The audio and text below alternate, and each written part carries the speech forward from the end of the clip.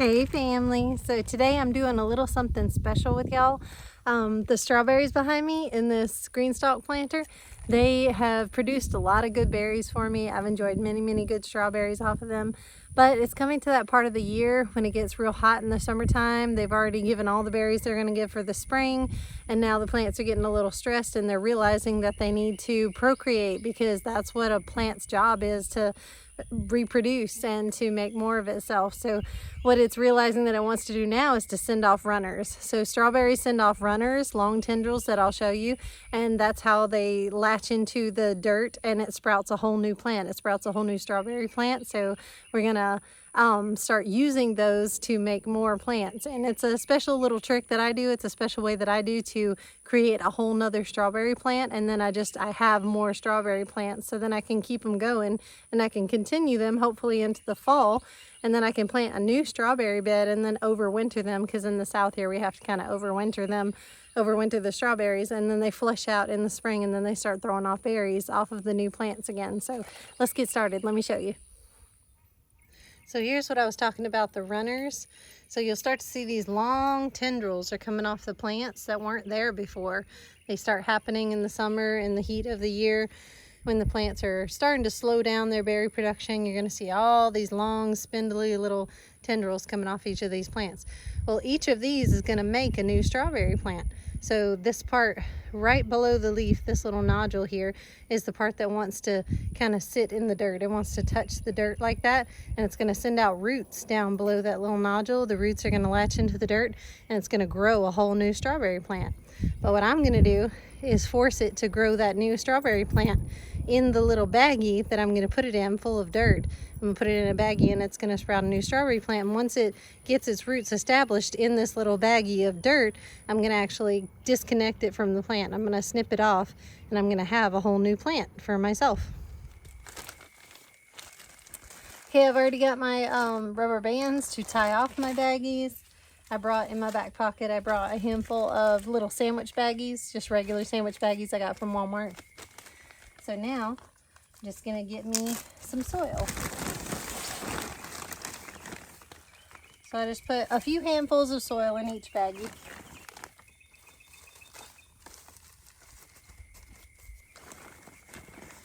Just enough to do like a small potted plant, you know, just enough in that baggie to get some roots established.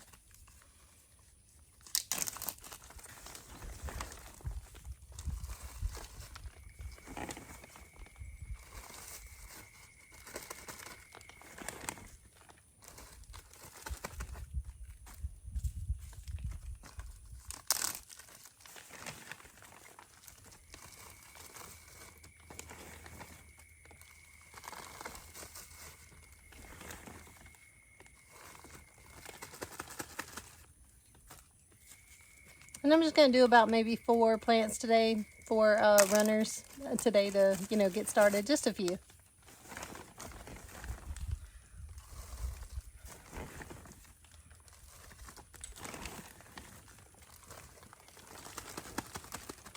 Okay, 4 good bags of dirt.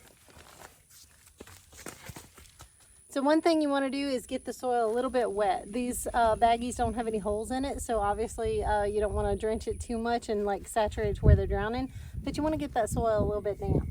So I have my watering can here, and I just kind of sprinkle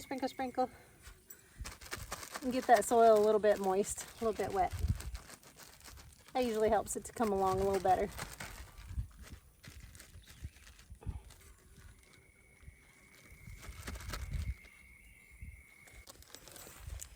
So here's a perfect little like elbow. I don't know if y'all can see that, but here's the leaf tip right here.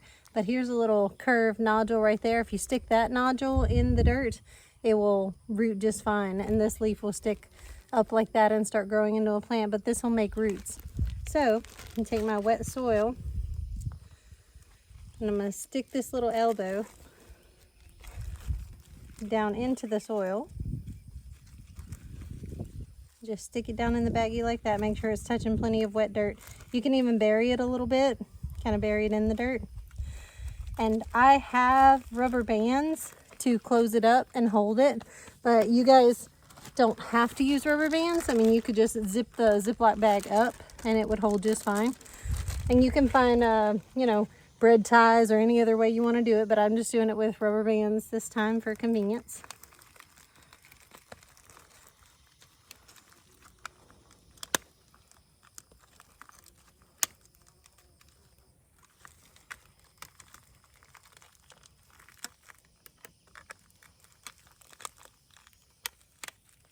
Okay, so it's down in the wet soil, it's touching it. I've got the leaf sticking up for photosynthesis.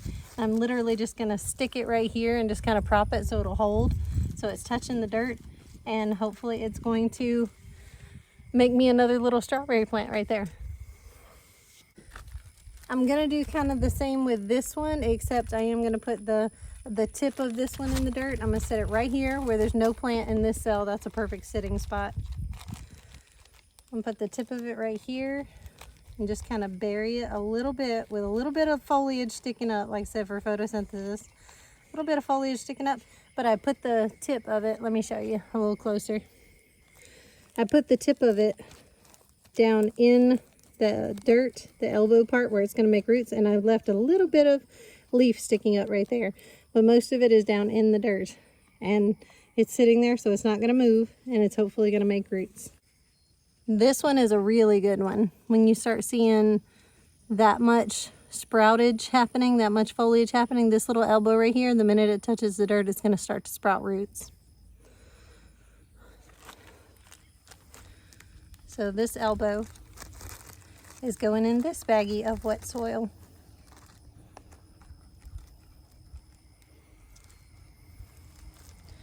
Now see that? This little elbow part is going to go in this part of wet soil right here. And I don't think I need to tie this one either. I'm just going to find a sitting spot for it. I'm just going to sit it in the green stalk. Shove it right up next to one of these strawberry plants. Make them share. Squish them in tight. Make them play nice and share. There we go. And I can zip it up a little bit to kind of hold it still. That's a good thing about using Ziploc baggies. You can zip them closed a little bit if you need to. And then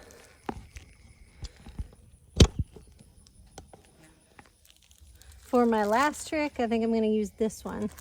This one has one of those good elbows. So I think I'm going to put the elbow in the dirt. Yep. And see if it'll root like that. Y'all see what I mean by elbow? Here's the foliage at the top, and here's the little elbow piece right here.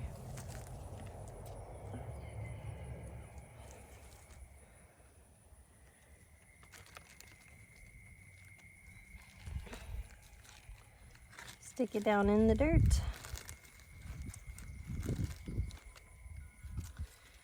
And let's see if this one can sit comfortably right there.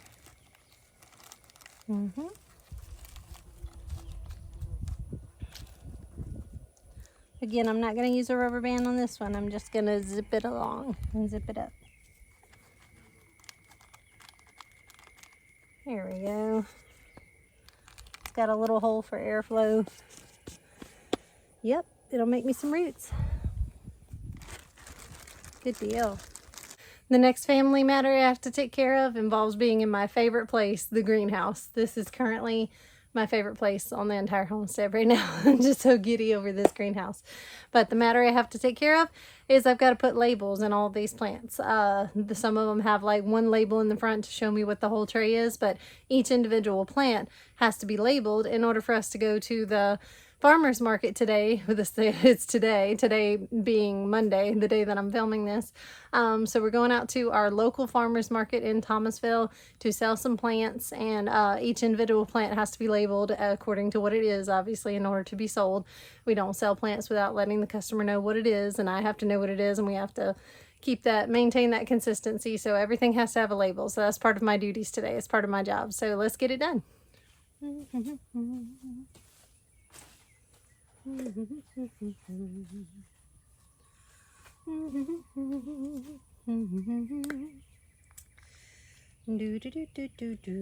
Large Italian basil.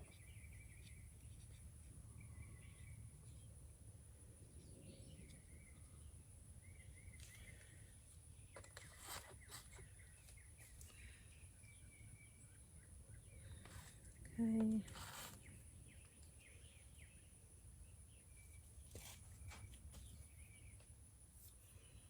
Yep.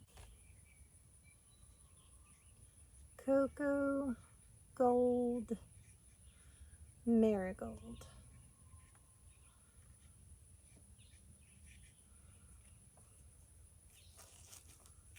Okay.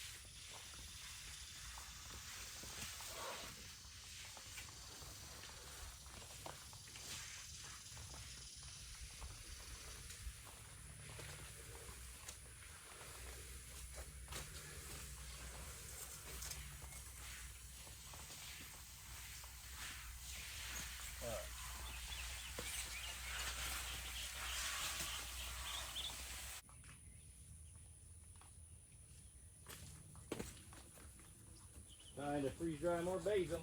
Mm-hmm. Basil's the herb that keeps on giving until it gets cold. Y'all, can I just take a moment to like revel in this for a second, to revel in the beauty of this? This is all the stuff we're taking to the sale. Look, we have all these beautiful mums. We have these kitchen herb sets, so it's a mixture of like oregano and basil and rosemary, and sage, and it's just a kitchen herb mix. And then this marigold lemon star. Then purple print zinnia, Persian carpet zinnia, all the beautiful zinnias. These are the dwarf zinnias, these little ones. These are a mixture of cute little tiny dwarf zinnias that don't get very big, and they're just so cute for potted plants or front porches. This is our large Italian basil, some plantain, some plum pudding petunia mix. These are petunias. It's the plum pudding color. All the cocoa gold marigolds. These are beautiful. They're glorious when they bloom. All the lemon basil that smells so good. Beautiful variegated thyme. The yarrow, oregano. Got some Palermo eggplant back there, the little tiny eggplants. Some mullein for medicinal uses. That's coming along great. Evening primrose, which I love. Bachelor buttons about to bloom. They're so cute. Shasta daisies. Got like 4 of those. Salvias, the Rose Marvel salvia, if you're interested, that's the variety that is. It'll keep blooming all through the heat of the summer. And then we have our fire pot dahlias. Those are lovely. The loofahs, for anyone's interested in growing loofahs like I am. A whole tray here full of apple mint, peppermint, orange mint, all kinds of mints. Then we have the balloon flowers, a more salvia. This is a petunia. A little bit of toothache plant in here. I don't know if anyone's interested in the medicinal uses of toothache plant. I am very interested. So hopefully there will be people out there at the farmer's market today looking for medicinal herbs. I have a tray of tachi tomatoes. I know it's late in the season for tomatoes, but anyone who wants to succession plant or anyone who had a tomato crop that failed, we have these Roma style tachi tomatoes. And this is our carmine wave petunias. So those are going to come out that beautiful color. It's already trying. So I have a whole tray of these petunias. Petunias are slow growing, slow to germinate, slow to grow. So I've been working on these petunias for quite a while. And then the verbena, red verbena. Isn't that beautiful? Isn't that stunning? Big, beautiful tray of verbena.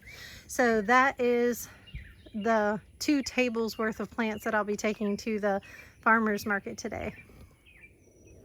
I just wanted y'all to revel in that for a minute, just soak in all that beautiful just, I wish I could smell this and like see it and touch it for real. Like these are beautiful flowers and beautiful herbs, and I just wanted to see, wanted y'all to see what we're taking to the sale today. So if anyone's local, or if y'all know anybody close to Thomasville or willing to make the drive, we're going to be out there today at from about 1 to 5:30, 6.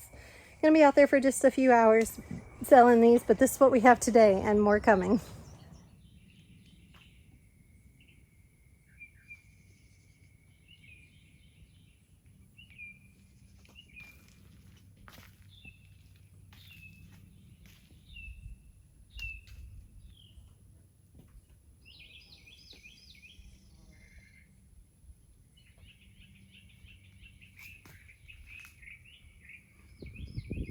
It's coming. The sunflower head is coming. It's trying. It's almost there, soaking up all that sunshine. All this purple basil is loving all that direct heat and direct sun as long as it gets watered as much as it wants to. Same thing with the watermelons. As long as they get the water and the sunshine they're looking for. These vines, y'all, these vines, they're going crazy. Oh, it's beautiful. Oh, it's lovely. Look at that. Oh, isn't that pretty? That toothache plant is happy right there. Come on, little dark sunflower. I think that's a chocolate cherry. Come on, you can do it. That one's barely opening up, just barely. This one too. Today's the day. That's a firecracker. Firecracker sunflower is just barely trying to open. Yep, there's another one. Look at all this basil. This is how basil does if you have like 1 or 2 plants left to grow as they want to. They kind of sprawl. They sprawl into like almost like a basil bush. Gotta love basil bushes. Speaking of basil bush, y'all like my multi-mix of basil bush? That's lovely. Oh, even the pollinators love it. Oh, yes. Yeah, it won't be long. It won't be long. I am probably going to try to trim the heads off of these zinnias, because when you trim and snip the blooms before they happen, it tends to make them bush out more, makes them, more lush and more bushy. And I want this whole thing full of those huge Benary giant zinnias. These are the purple Benary giant zinnias, so it's going to be full of just purple blooms everywhere, and I want it full of zinnia. And this one little sunflower on the side that's just going to add some color. There is mint hiding down in here, but as you know, mint just lives on no matter what. Doesn't matter if you crowd it out, shade it out, try to kill it. Mint is like the most hardy plant on the planet. It will survive no matter what. It's like a cockroach. You can't kill it. Can't get rid of them. So it's going to grow down in the middle of those zinnias. Oh, this whole greenhouse makes me so happy. This fills my heart with joy. Okay, I've got my little strawberry runners starting to procreate in their baggies. I've done the labels. My sweet husband did the watering. I've got to go start setting up for the sale as far as like packing tables and moving stuff, getting canopy ready, getting cooler ready. All the things, y'all, all the things to get ready for the sale. So a little bit of work still ahead of me, but I wanted y'all to enjoy the morning with me, making labels and piddling with strawberries and doing all the fun things before the hard work begins. And it is already hot, but I'm enjoying it too much to stop, y'all. I love you, and I'll see you soon.